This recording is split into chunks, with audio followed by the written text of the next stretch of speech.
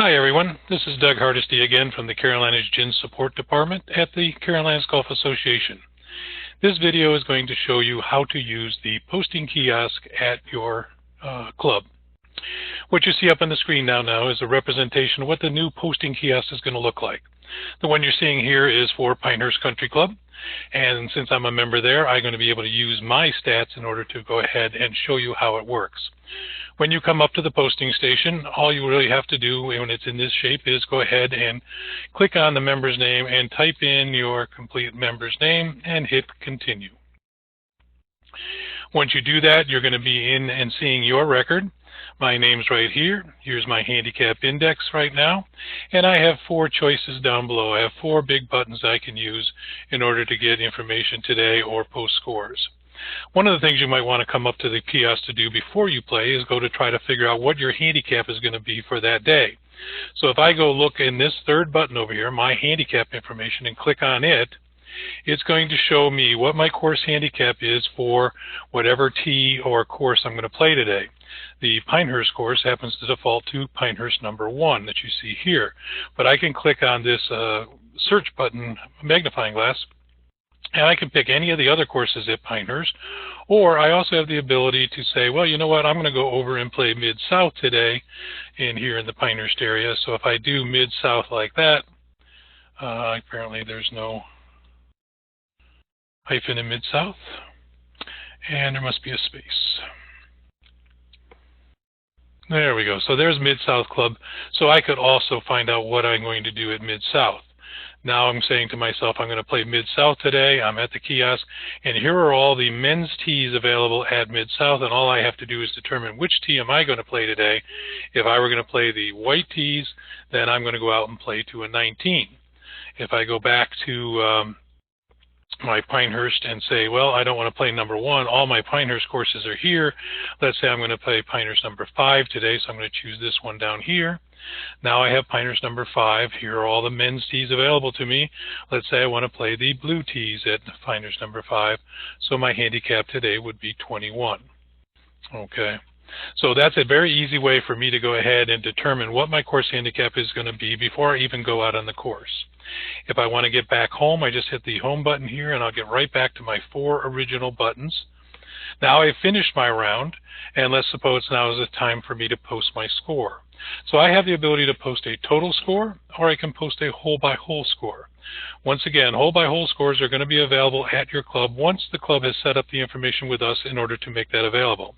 We're very hopeful that most clubs are going to have hole-by-hole scoring available to their members over the course of the next several weeks, 4 to 6 weeks, as we accumulate the information and get it keyed into the system.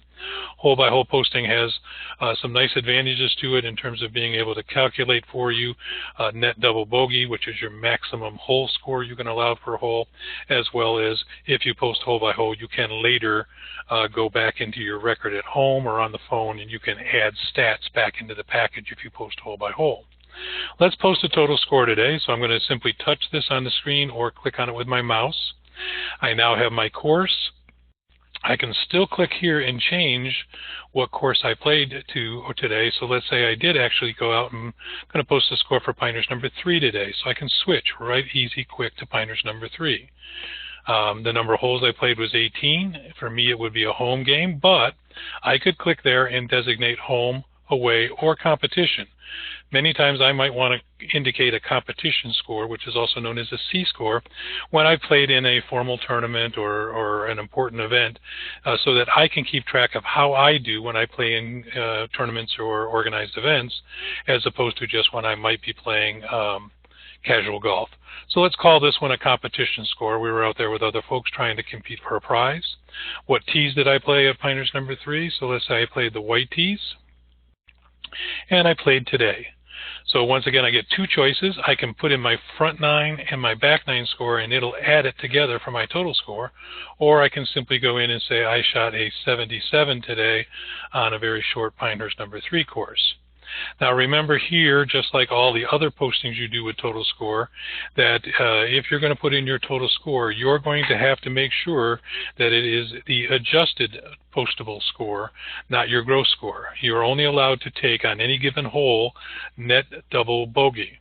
Okay, there's no more ESC that was in effect before, where you could take only a 7, only an 8, or only a 9. There's a new system going, and it's called net double bogey. That means for each hole, you cannot record for posting purposes for handicap any more than a net double bogey score on a hole. For you, net double bogey is considered the par of the hole, plus 2 strokes, plus as many strokes as you might be allowed on that hole because of your course handicap. If you have any questions about how net double bogey works, please consult either the World Handicapping Manual or simply talk to the professional staff at your club. They've been trained and they'll understand how to help you with net double bogey. So let's say I did shoot the 77 adjusted score. All I have to do is go ahead and post that score. It comes right back and shows me there's my score right at the top of my recent score, saying there's my competition score. It's a 77. And it was against a course of 66.1123. You'll notice here at the kiosk, I do not get a lot of detail. The kiosk is not a secure, necessarily a secure input station, so therefore it's only showing what is called public data. So it's not going to show what course you played. It's not going to show the exact date you played. But your individual record, when you were to log in at home or on your phone and you see your exact record on something where you logged in, then you'll see all the details that we did today. But at the posting station, where virtually anybody can come up and look at your record by putting your name in, they only get to see the public record. That's part of the privacy part of the new GHIN system. But at least here I get confirmation that that score did make it in, and now I'm comfortable enough to go ahead and say exit the kiosk and leave it for the next person.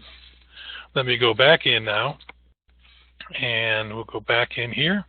And let's say I wanted to post instead total score. I wanted to post hole by hole. So I can post hole by hole. I'm going to take and say today I'm going to play, we'll play Pinehurst number 7. I have 18 holes. That's a home score for me. I probably would have played the white tees from Pinehurst number 7.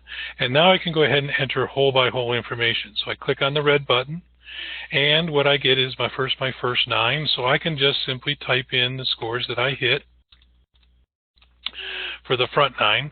One of the very nice things about hole by hole scoring is I am putting my gross score into this row right here, and you will see that the computer understands what my index is. It knows where I played, so it's making the net double bogey adjustment for me as I post my hole by hole scores.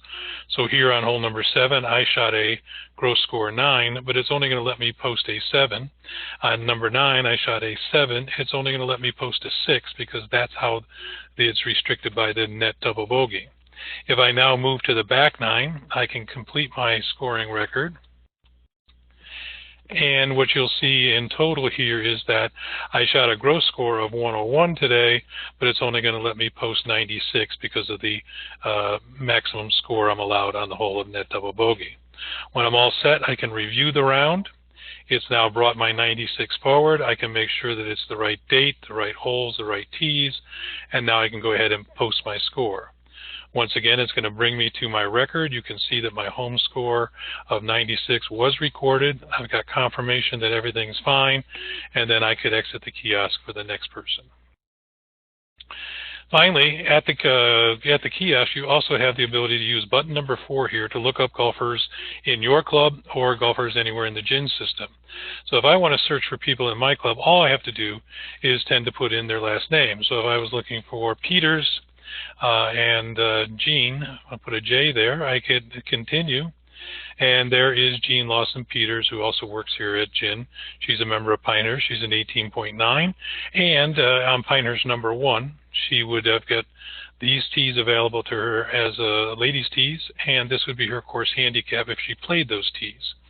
I can also go and look at her most recent scores. Again, the public view, not the private view, but I can see how she's been doing over the course of the last 20 scores. So this gives me the ability, and I do have the right to look at the GHIN record information for other people in my club in order to know what their index is and how they've been scoring recently. That's part of the peer review system. I also have the ability to look up anybody else in any state. I just put in the last name, part of their first name if I need to, and indicate what state their GHIN record is held in. And then I can also look for people outside the United States by searching by country. So at the kiosk, very simple and straightforward. Many times it's a touch screen, but if it isn't, you can use your mouse. I can walk up, put my name in. I can post my total score if I wish with net double bogey.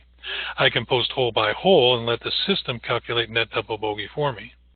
I can look up my own handicap information, which will not only give me course handicaps by whatever course and tee I choose, but it'll also give me a look at my scoring record in the last 20 scores.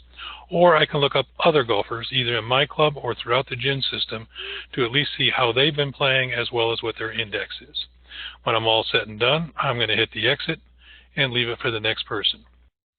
So pretty straightforward. I'm hoping that you'll find it easy to use. We're hoping that there will be one improvement down the road so that you can come up to this option here and not have to type in your complete name, but you might be able to type in partial of your last name just to speed up the process. But right now, unfortunately, it is set so that you have to type in your full last name in order to be able to find yourself in the system. So if you have any questions at all about how the kiosk works or how to use it, please contact the professional staff at your club. They'll be happy to walk you through the steps. You will find in some clubs there'll be multiple posting stations. Other clubs may just have the single one in the clubhouse or the pro shop. Thank you very much for paying attention to the video, and we hope to see you on the course very soon. Thanks.